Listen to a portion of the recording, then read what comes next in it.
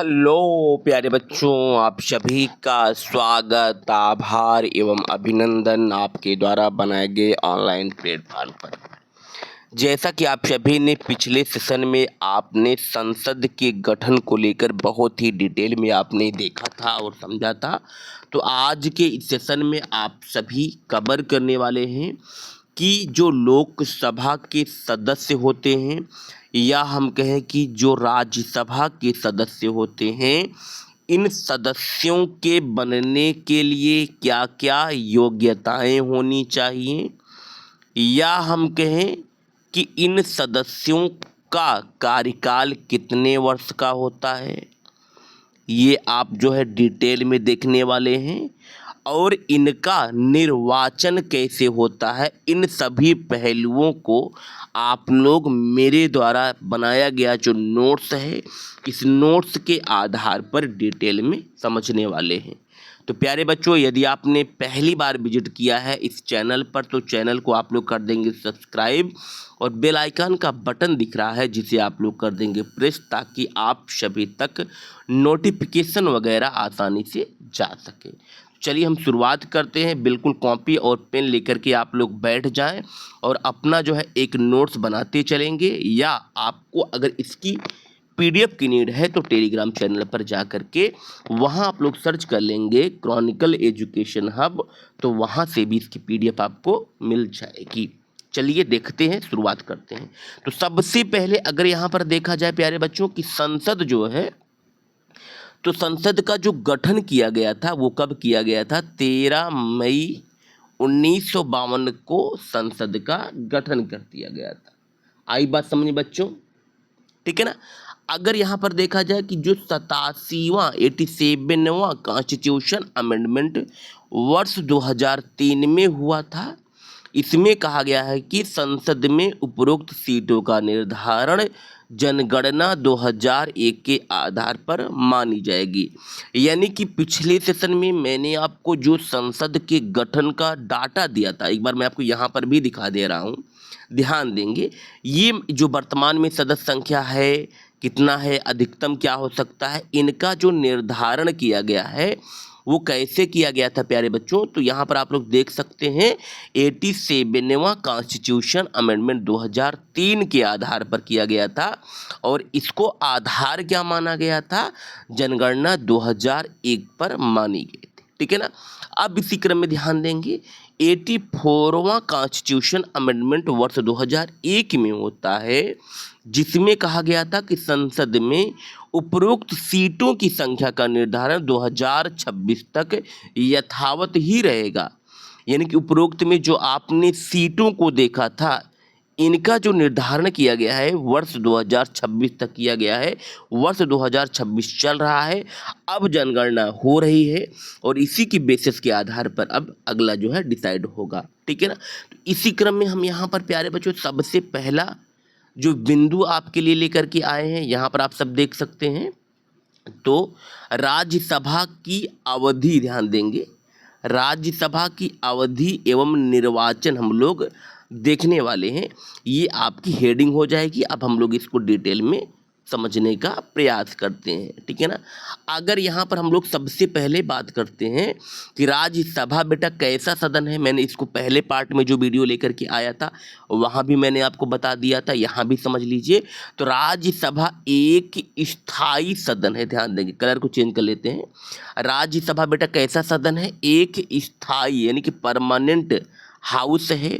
इनके सदस्यों का कार्यकाल 6 वर्ष का होता है, और प्रत्येक 2 वर्ष पर 1/3 सदस्य रिटायर होते हैं, और इतने ही नए सदस्यों का चुनाव होता है। ठीक है ना। यहाँ पर 1/3 का मतलब क्या होगा, ध्यान समझिए। जैसे राज्यसभा की अगर हम बात करते हैं, ध्यान देंगे आप लोग, जैसे राज्य जो सभा है, तो राज्यसभा की अधिकतम सदस्य संख्या आप सभी को पता है 250 है। ठीक है ना। लेकिन वर्तमान में हम लोग देख रहे हैं कि राज्यसभा में कितने सदस्य हैं, तो आप लोग क्या बताएंगे भैया? 245 हैं। तो 245 का 1/3 सदस्य 3 से भाग दे देंगे। देखो क्या आ रहा है, 3 8 24, 3 8 24, 3 दूनी 6, नियर अबाउट 82 मान लीजिए। 3 3 कम 3 हो रहा था, नहीं 81 या 82, सदस्यों का चुनाव कितने वर्ष के लिए होगा? 6 वर्ष के लिए होगा और इतने ही नए सदस्यों का इलेक्शन हो जाता है प्रत्येक 2 वर्ष पर। यही बात जो है यहाँ पर मैंने आपकी समझ रखा, ये आपने देख लिया, ठीक है ना। अब हम इसी क्रम में राज्यसभा के बिंदु के अंतर्गत यहाँ पर देखने वाले हैं आर्टिकल जो 80 क्लॉज 3 है, ध्यान देंगे, बहुत महत्वपूर्ण है। इसमें बात क्या बताई गई है बच्चों, ध्यान से आप लोग समझेंगे। इसमें कहा गया है कि राष्ट्रपति राज्यसभा से 12 सदस्यों को, बेटा कितने सदस्यों को? 12 सदस्यों को मनोनीत कर सकता है। अब कहाँ से करेगा बेटा? साहित्य, कला, समाज सेवा, विज्ञान एवं खेल के क्षेत्र में जिनका उत्कृष्ट योगदान होगा, ऐसे लोगों को राष्ट्रपति मनोनीत कर सकता है। राज्यसभा से कोई भी व्यक्ति जो है किसी भी राज्य से उम्मीदवारी का दावा कर सकता है। यानी कि जैसे मान लीजिए कि कोई व्यक्ति उत्तर प्रदेश का रहने वाला है तो वह जो है राजस्थान से भी चुनाव लड़ सकता है, बंगाल से भी चुनाव लड़ सकता है। ये बात आपने देख लिया। अगला बिंदु देखिए, राज्यसभा के सदस्यों का जो चुनाव होता है ये कैसे होता है? खुला मतदान द्वारा होता है। ऐसा क्यों किया जाता है? क्रॉस वोटिंग जिसे कहते हैं खरीद फरोख्त से बचने के लिए किया जाता है, ठीक है। अब हम इसी क्रम में आगे देखते हैं प्यारे बच्चों। तो राज्यसभा में अगर हम लोग देखते हैं कि सीटों का निर्धारण कैसे किया जाता है, जैसे वर्तमान में 250 अधिकतम सदस्य हैं, 245 वर्तमान सदस्य हैं, तो इन सीटों का जो निर्धारण किया जाता है वो किसके अकॉर्डिंग किया जाता है? वहाँ यानी कि जिस राज्य की जो जनसंख्या है उसी जनसंख्या के अनुसार सीटों का जो है निर्धारण किया जाता है। जिस राज्य की जनसंख्या सबसे अधिक होगी, क्या होगी भैया? सबसे अधिक होगी, उस राज्य में सबसे अधिक प्रतिनिधि चुने जाएंगे। ये बात आपने देख लिया। तो प्यारे बच्चों, आई होप कि राज्यसभा का निर्वाचन क्या है, इसमें सदस्यों का इलेक्शंस कैसे होता है, इन सभी बिंदुओं को आपने डिटेल में समझ लिया होगा, ठीक है ना। अब हम इसी क्रम में चलते हैं प्यारे बच्चों, लोकसभा को देखते हैं। तो यहाँ पर आप लोग टू द पॉइंट देखते चलेंगे, बातों को समझते चलेंगे। चलिए देखते हैं, यहाँ पर इसको थोड़ा सा स्क्रॉल करते हैं नीचे। देखिए अब हम देखने वाले हैं लोकसभा की अवधि, थोड़ा सा हाँ यहाँ पे करते हैं। लोकसभा की अवधि एवं निर्वाचन को लेकर के हम लोग समझने वाले हैं। तो लोकसभा बेटा कैसा सदन है? एक जो है अस्थायी यानी कि टेम्परेरी हाउस है, ठीक है, ध्यान देंगे। लोकसभा जो है एक अस्थायी सदन है, अर्थात इसके सदस्यों का कार्यकाल 5 वर्ष का होता है, लेकिन 5 वर्ष से पहले भी या इसके बाद भी इसके कार्यकाल को समाप्त या बढ़ाया जा सकता है।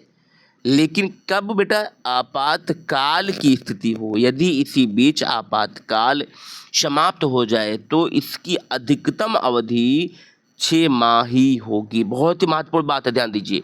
लोकसभा को अस्थायी सदन क्यों कहा जाता है?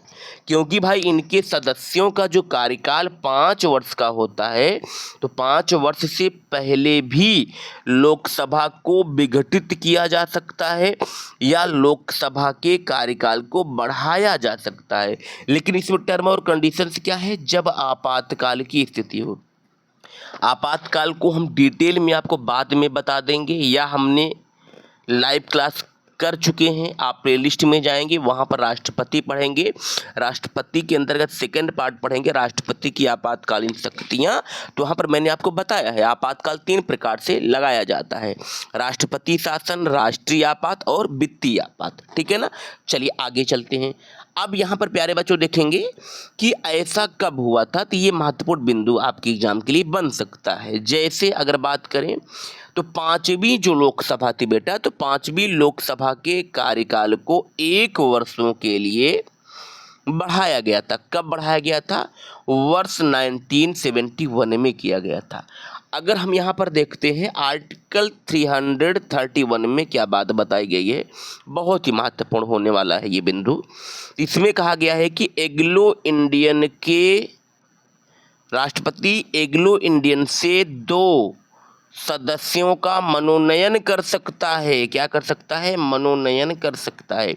लेकिन बेटा 104वां संविधान संशोधन के तहत इनके मनोनयन पर प्रतिबंध लगा दिया गया है। वर्तमान में अगर कोई आपसे पूछे कि लोकसभा के सदस्यों की संख्या कितनी है, तो आपको जवाब क्या देना है? 543 ही देना है। ठीक है ना।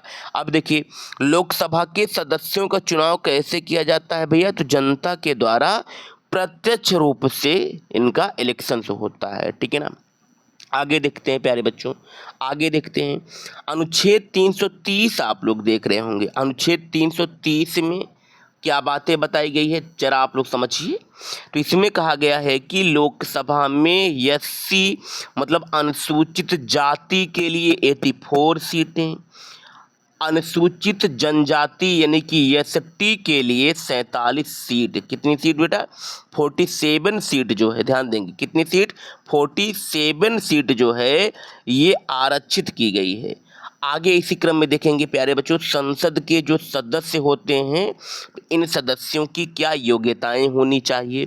तो यहाँ पर लोकसभा राज्यसभा दोनों को हम एक साथ मिला करके आपको बताने वाले हैं। बहुत डिटेल में आप लोग इसको समझ लीजिए और अपना एक व्यक्तिगत नोट्स आप लोग बनाते चलिए। पहला पॉइंट बेटा, वह भारत का नागरिक होना चाहिए। दूसरा, पागल, दिवालिया या सजा याफ्ता ना होना चाहिए।